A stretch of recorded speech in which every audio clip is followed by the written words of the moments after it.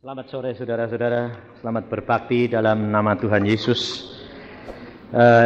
Salam bagi saudara-saudara dari saudara-saudara seiman, saudara-saudara seperjuangan di kota Bandung. Saya lihat saudara Wawan baru pulang di hari Sabtu, ada di rumah saya sedang berangkat ke Jawa Tengah. Kemudian kemarin sudah tiba di sini.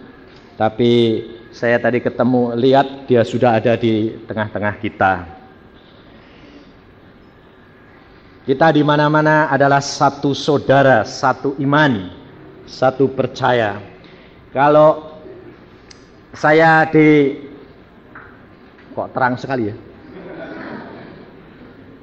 Di mana-mana belum ketemu, ada satu kesaksian dari seorang dokter yang dimintain resep yang cespleng bisa ngirim ke dunia yang lain.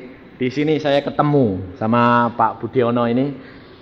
Kelihatannya zaman sekarang sudah menjalar penyakit dari Jepang, dari mana-mana, bahwa banyak orang ingin bunuh diri. Tapi saya kira di sini tidak ada ya. Tidak ada toh? Tidak ada. Kalau ada berarti orang yang tidak benar itu. Tidak ada. Tapi kenyataan saudara, kadang-kadang iman kita itu rontok dan mulut kita itu mengeluarkan hal-hal yang tidak benar. Atau ada satu kesaksian yang saya alami di rumah sakit Advent di Bandung. Pada waktu saya akan melayani dengan istri saya ke luar kota, ada seorang muda dari Katolik. Dia mengatakan begini, "Om, tolong dong Om, dosen saya itu, ibunya dosen saya. Sekarang mahasiswa itu sudah lulus dari insinyur dan kerja di Padang." Dia mengatakan, "Tolong Om, dosen saya." "Kenapa dosenmu?" "Ibunya itu loh Om, kasihan. Sakit sudah 3 bulan, sudah koma, tidak sadar di rumah sakit." Lah terus kenapa? Mantunya dokter, anaknya insinyur. Jadi perempuannya insinyur, mantunya itu dokter. Dokternya mengatakan gini, "Mama itu aneh. Kok tidak mati-mati ya?" Wah, kenapa saya bilang kok dikatakan aneh tidak mati-mati? Alat dalamnya itu sudah hancur. Jadi semuanya sudah hancur. Jadi tidak bisa makan, tidak bisa apa-apa. Hanya diinfus. Dan sudah koma 3 bulan. Nah terus mau apa? Saya bilang, "Tolong dong Om doain." "Doain suruh apa?" "Mati." Lah saya ini jadi bingung. Saya bilang, "Tuhan, lah saya ini jadi hambamu, kok jadi tukang cabut nyawa? Ini kok ketemu dokter di sini juga dimintai." Lalu pada waktu itu saya mengatakan, enggak. Saya bilang, ada-ada. "Om, tolong dong Om, doakan saja." Saya bilang, "Oke, kalau Tuhan suruh saya berangkat." Saya bilang. Hari pertama ditelepon, terus bilang, "Sudahlah, enggak usah pusing-pusing. Besok telepon lagi kalau Tuhan suruh, kalau enggak ya sudah." Saya bilang. Besok enggak ada apa-apa. Dia telepon, "Om, sudah disuruh?" "Enggak." Sebabnya memang saya ya tidak mau lah suruh ke rumah sakit untuk sembahyang orang mati. Bagaimana sih, saya bilang. Saya bilang, "Tuhan, ini anak-anakmu aneh-aneh ini. Pemuda-pemuda zaman sekarang ini aneh-aneh." Saya bilang. Lalu hari ketiga, hari Minggu itu, pagi-pagi jam 5 saya sembahyang. Kalau sudah berdoa dengan istri dan anak-anak, saya lanjutkan sendiri. Lalu saya berdoa, Tuhan mengatakan, "Nanti datang ke Advent, sembahyang." "Hah? Sembahyang untuk orang itu Tuhan?" "Hah. Lah mati apa hidup?" "Udah usah tahu, nanti aja." Ya sudah. Lalu jam 10 telepon datang, "Om, sudah disuruh?" "Sudah." "Nah, puji Tuhan Om." Nah. Lalu langsung dia menghubungi dosennya, "Sudah disuruh." Jam berapa nanti datang? Ya segera, sekarang saja saya datang sana. Kan itu besuknya boleh setiap saat toh? Ya. Oke, saya datang sana, saya sama istri saya bilang, ayo pergi, kemana? Sembahyang untuk orang sakit, wak sakit katanya. Kenapa? Nah, tidak tahu sakit apa, cuma pokoknya datang. Sampai sana saudara tahu, saya tidak kenalan sama omnya yang tua itu, kemudian sama anak-anaknya, sama insinyur, sama dokternya itu. Saya dibawa masuk ke sal itu dan ada pasien yang lain. Saya bisa lihat bingung sendiri. Rupa orang sudah seperti tembok yang dicat kuning. Lah kok kuning semua? Wah, lah saya bilang, loh ini manusia apa ini kok kuningnya kayak gini? Lalu enak-enak tidur saja, tenang saja. Lalu saya katakan, ini kapan? 3 bulan. Hancur, berarti sudah hancur semua. Iya, sudah hancur semua. Tapi tidak bisa mati-mati. Ayo kita sembahyang. Saya tidak tahu apa-apa, ya tidak kenal. Nah, 3 mahasiswa itu turut. Anak-anak Tuhan semua ini. Rajin-rajin ke persekutuan. Saya bilang, kamu kok turut ngapain? Bantu doa dong. Saya bilang, ya mau lihat. Lihat bagaimana kamu ngundang itu sembahyang. Saya bilang, turut sembahyang. Masuk semua. Ternyata waktu berdoa itu biasa atau hamba Tuhan itu kalau menumpangi tangan di mana? Kepala. Saya ya niru kepala. Tapi tangan saya tuh mau gini tuh. Loh. Kok enggak bisa di kepala, kena apa ini? Ya sudah, dadanya saya bilang. Loh, enggak bisa lagi. Jadi mereka itu mau sembahyang malah melotot. Lah kok enggak sembahyang hamba Tuhan ini? Melotot. Sembahyang saya bilang. Lah om enggak sembahyang kok. Ya saya tidak tutup. Orang Indonesia itu kalau sembahyang mesti tutup mata ya? Hah? Kalau orang Barat tidak pernah tutup mata. Saya kalau ada hamba Tuhan orang Barat tuh sembahyang saya lihat, loh kok tidak tutup mata ya? Jadi semua gitulah ini. Saya bilang, ayo tutup mata. Saya bilang. Tapi pasien-pasien yang sana tuh malah melotot lihat ini ada apa ini. Lalu tangan saya itu digeser terus. Sampai sini tidak mau, bawah tidak mau. Loh ini kemana sih Tuhan? Kakinya itu loh. Lah numpangi tangan kok pergelangan kaki. Lah kok aneh-aneh sih kue ini Tuhan, aku bilang. Ada aja aku bilang. Tuhan tuh memang lucu, suka humor. Lah numpangi tangan kok kaki. Nah, saya ya sudah nurut. Lalu saya berdoa, Tuhan, Engkau tahu keadaan anakmu ini. Seorang ibu yang setia, ikut Tuhan yang setia. Tetapi dia mengalami perkara begini Tuhan. Mengapa? Tolong hambamu beritahukan. Lalu Tuhan mengatakan, kakinya dibelenggu. Oke, amin. Sudah sembahyang, amin. Saya bilang, sudah sembahyang. Saya bilang, bagaimana Pak? Kakinya dibelenggu. Tuhan ngomongnya gitu ya saya gitulah, bilang apa? Udah ngerti, terus aja ya udah ngerti. Hamba Tuhan itu kan cuma saluran toh, bukan dari saya. Tuhan bilang kakinya dibelenggu. Ya sudah saya bilang dibelenggu. Loh lah kok dibelenggu, mbok dilepasin. Iya maksud saya ya dilepasin. Tapi Tuhan enggak ngomong gitu tuh. Lalu ini mulai saya keluar, saya terus ayo ngomong di luar aja lah, sudah. Lalu anaknya, lalu menantunya itu pergi, ada telepon, ada undangan. Lalu saya mau pulang, pikir saya sudah sembahyang, suruh dikasih tahu dibelenggu. Ya sudah toh, saya mau pulang, anaknya bilang, jangan pulang. Kenapa? Mau bicara dulu ya. Anaknya ini perempuannya insinyur, dia bilang, Pak bagaimana? Kakinya dibelenggu. Mulai tanya, siapa yang belenggu?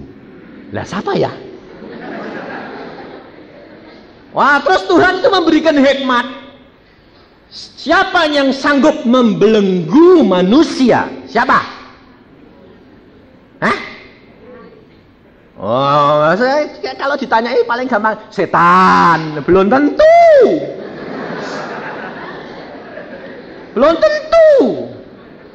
Memang setan bisa, tapi anak-anak Tuhan paling gampang ngambing hitamkan setan. Bener enggak? Ini padahal kamu sebetulnya dijebak oleh setan. Sedikit-sedikit setan, sehingga tidak sadar. bahwa engkau sendiri bisa masuk perangkap karena mulut perkataanmu. Pada waktu itu Tuhan mengatakan ada 2 orang yang dapat membelenggu dia. 1, pasti orang itu lebih kuasa daripada dia. Benar enggak? Orang bisa dibelenggu, kalau orang itu tidak lebih kuasa, tidak mungkin toh yang membelenggu. Lalu saya mengatakan, oh ya betul. Orang yang membelenggu tante ini mesti orang yang lebih kuasa. Dia anak Tuhan yang baik enggak? Oh, anak Tuhan yang baik, rajin, setia.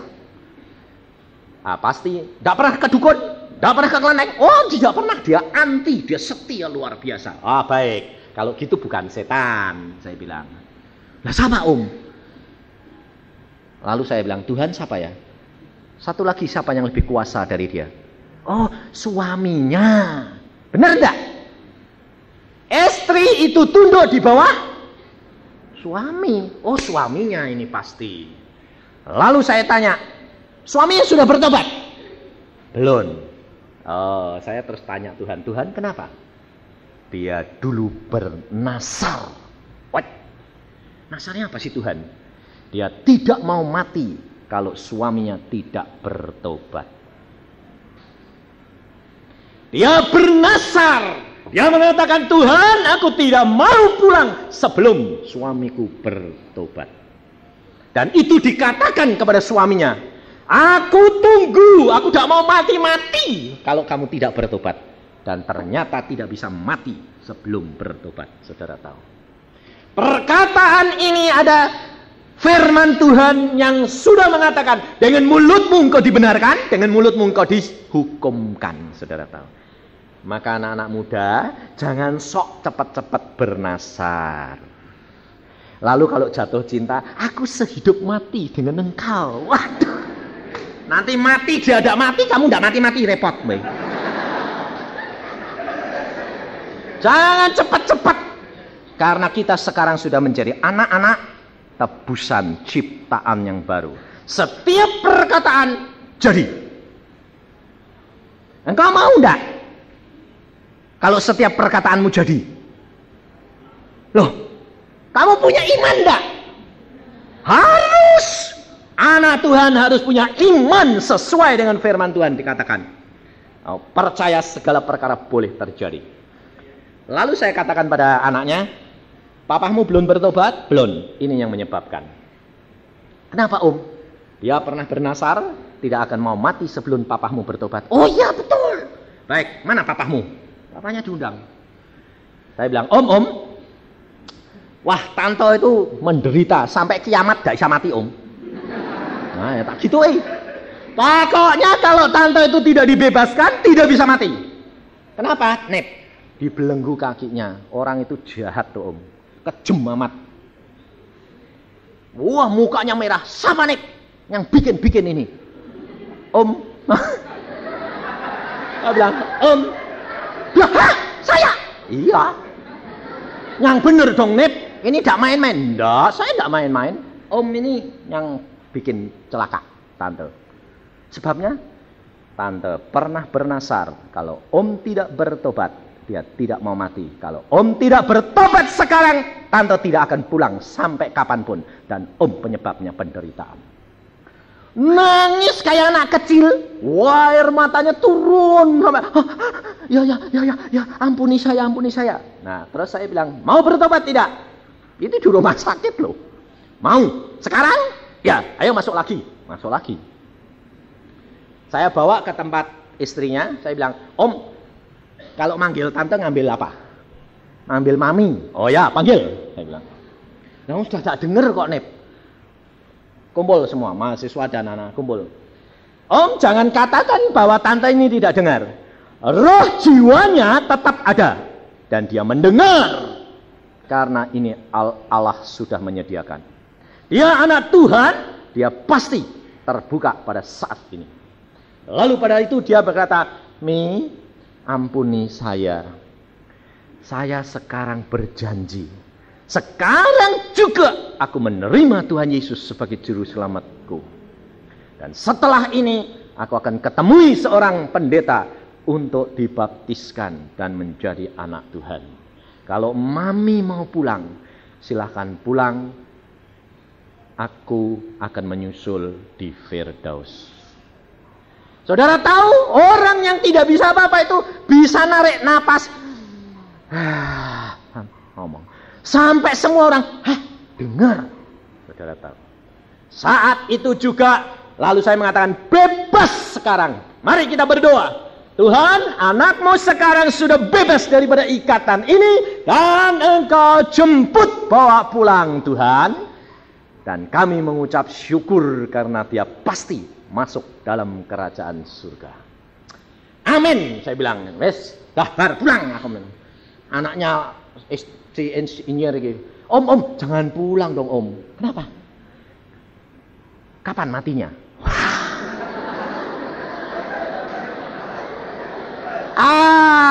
Lihat itu anak-anak muda. Bak ibunya kayak begitu, malah minta cepat-cepat mati. Anak kurang ajar enggak?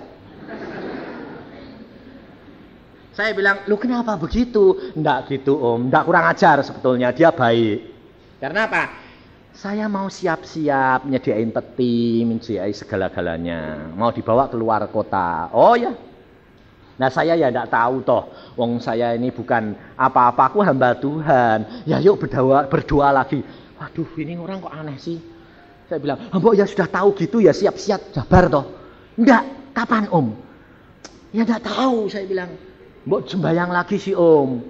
Aduh, saya bilang, Tuhan ini piye toh Tuhan kok maksa-maksa gini. Ya saya sembahyang lagi. Kalau Tuhan jawab loh ya. Ya sembahyang lagi. Tuhan kau tahu ini mau percaya tapi dia tanya-tanya memang benar engkau ada ndak? Engkau itu memang benar mau bicara ndak? Kapan Tuhan matinya? Ini tanyaan dia loh Tuhan, bukan saya loh. Lalu Tuhan bilang, katakan 1-2 hari lagi mati. Nanti aku bawa pulang. Ya sudah.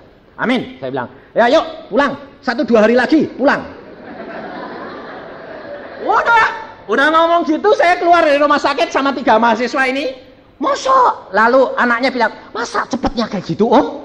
Loh tadi minta tanya sekarang dikasih tahu cepetan. Bingung saya bilang. Udahlah sih kamu percaya pada urusanmu saya. Siap-siap. Lalu mahasiswa 3 ini bilang gini, om. Kenapa? Tidak mati piye om? Wah mulai setan bisik-bisik sama saya. Iya, kamu berani ngomong, tidak mati piye? Iya, tidak mati piye ya? Aku mulai bingung. Saya bilang, Tuhan, tidak mati piye? Lalu Tuhan mengatakan, Yusa. Dia bilang, Yusa. Kamu sedia ndak dihina karena aku? Oh iya, sedia. Saya bilang, nah ya kalau sudah sedia ya diam jatuh. Kok pusing? Oh iya ya Tuhan. Kalau tidak mati, ya paling-paling aku dipisui atau ya benis lah. Pokoknya aku nurut Tuhan, peduli amat aku. Mati tidak mati ya aku tidak rugi kok. Paling-paling dipisui aku bilang gitu. Adalah pokoknya mati tidak urusanku. Pokoknya Tuhan tadi ngomong gitu, saya bilang. Tapi tak tunggu loh om. Tunggu salahmu dewek. Tahu saudara? Dia tidak mau pulang, nungguin. Dia bilang sama dosennya, insinyur bilang apa? Sudah saya gantiin saja, nungguin. Padune apa? Lihat mati ndak jameh. Itu loh saudara. Kalau saudara tidak hidup bersama dengan Tuhan secara fakta, engkau akan bimbang terus, ragu-ragu. Lalu 1 hari tidak ada apa-apa, telepon lagi. Om, belum mati loh om. Ayah, ini ngurusi orang mati ya. Loh, 1-2 hari berarti besok tinggal sehari loh om. Nah ya ben om. Saudara tahu? Tuhan mengatakan 1-2 hari. Ini mahasiswa datang besok-besok. Om, kenapa sih Tuhan kok ngomong 1 kok 2 hari? Kok enggak 1 hari, 2 hari, 3 hari gitu. Kok 1-2 hari kenapa? Enggak tahu. Terus, mestinya 1,5 hari ya om ya. Nah ya mbah ngono bedhek dhewek. Pada waktu itu jam 12 malam, sudah 1 hari setengah persis. Dia mengatakan, ya ini sudah 1,5 hari. Tetapi pada waktu lewat beberapa menit, si tante ini tarik napas. Glek, mati. 1,5 hari lebih beberapa detik, mati.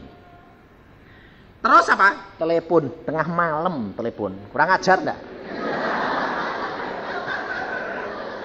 Saya sudah tidur, keteyelan tangi. Apa sih ini? Halo, Om, sudah mati. Puji Tuhan. Kamu ini kok, jadi kamu ini nungguin terus ya? Tak tungguin, Om. Benar, Tuhan itu luar biasa. Allah kita adalah Allah yang hidup. Firman Tuhan mengatakan di dalam Yohanes pasal 16 ayat berapa ya? Nanti dulu. Saya ini terus terang hamba Tuhan yang uraan ini. Enggak apal ya. Ayat 13. Yohanes pasal 16 ayat 13. Tetapi apabila ia datang, yaitu roh kebenaran, ia akan memimpin kamu ke dalam seluruh kebenaran. Sebab ia tidak akan berkata-kata dari dirinya sendiri, tetapi segala sesuatu yang didengarnya itulah yang akan dikatakannya. Dan ia akan memberitakan kepadamu hal-hal yang akan datang. Ia menggenapi apa yang telah difirmankannya.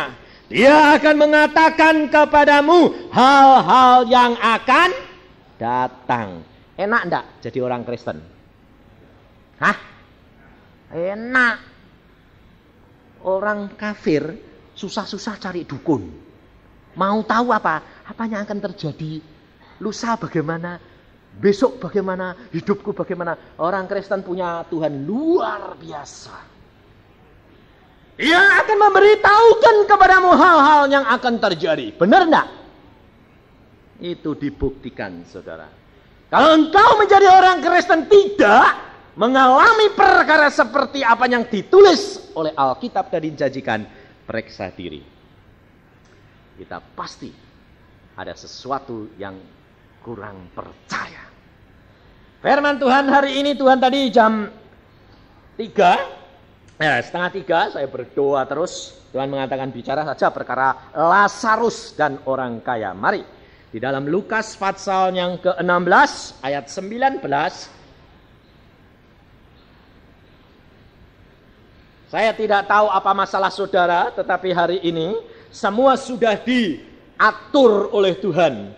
Kalau Tuhan ingin membicarakan perkara orang kaya dan Lazarus yang miskin, lalu terjadi perkara-perkara orang mati, dan hamba Tuhan Pak Budiono pun bersaksi pun perkara orang yang mau mati, dan Pak Agung bersaksi di dalam penderitaan, itu semua diatur oleh Tuhan. Pak Agung nggak tahu kalau saya mau bicara ini, Tuhan maunya. Nggak tahu, saya nggak pernah ngasih tahu sebelumnya. Supaya kita tahu, cek bahwa benar-benar Tuhan yang mengatur segala-galanya. Firman Tuhan berkata, ada seorang kaya yang selalu berpakaian jubah ungu dan kain halus.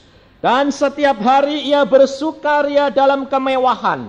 Dan ada seorang pengemis bernama Lazarus. Badannya penuh dengan borok, berbaring dekat pintu rumah orang kaya itu. Ia ingin menghilangkan laparnya dengan apa yang jatuh dari meja orang kaya itu. Malahan anjing-anjing datang dan menjilat boroknya. Kemudian matilah orang miskin itu, lalu dibawa oleh malaikat-malaikat ke pangkuan Abraham. Orang kaya itu juga mati, lalu dikubur.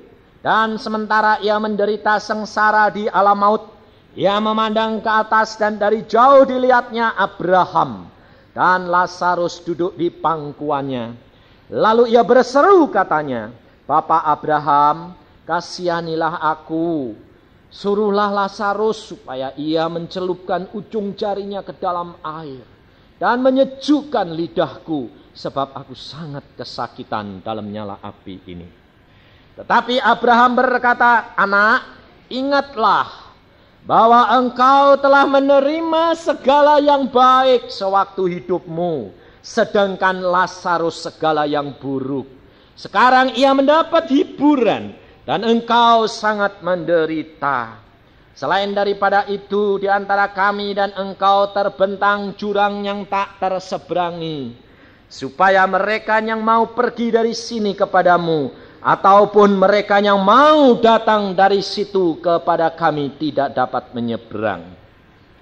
Kata orang itu, kalau demikian, aku minta kepadamu Bapa, supaya engkau menyuruh dia ke rumah ayahku, sebab masih ada 5 orang saudaraku, supaya ia memperingati mereka jangan masuk kelak.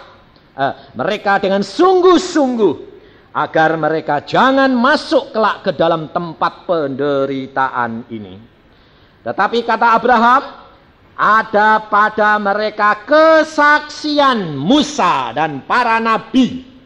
Baiklah mereka mendengarkan kesaksian itu. Jawab orang itu, tidak, Bapak Abraham. Tetapi jika ada seorang yang datang dari antara orang mati kepada mereka, mereka akan bertobat. Kata Abraham kepadanya, jika mereka tidak mendengarkan kesaksian Musa dan para nabi, mereka tidak juga akan mau diyakinkan, sekalipun oleh seorang yang bangkit dari antara orang mati. Mari kita berdoa. Tuhan, firman-Mu sudah hamba bacakan, sekarang Kau Tuhan berfirman dan uraikan semua sesuai dengan apa yang Kau mau. Hamba tidak mempunyai apa-apa, Engkau tahu. Hamba hanya menjadi saluran, jadikan saluran yang bersih, yang kudus di hadapan-Mu dan anak-anak-Mu yang mendengar juga. Terima kasih Bapa. Dalam Tuhan Yesus kami mengucap syukur. Amin. Kalau kita baca ini saudara-saudara, seolah-olah bahwa orang kaya itu tidak bisa masuk surga, dan hanya orang miskin yang masuk surga. Kalau Pak Agung tadi bersaksi bahwa dia dari kecil penuh dengan penderitaan, sekarang sudah naik tinggi jadi orang kaya, dia memperingatkan kepada kita sekalian apa? Awas, jangan lupa kalau sudah jadi kaya. Karena firman Tuhan mengatakan, alangkah sukarnya orang yang kaya masuk ke dalam kerajaan surga. Lebih mudah seekor unta masuk lubang jarum daripada seorang kaya masuk dalam kerajaan surga.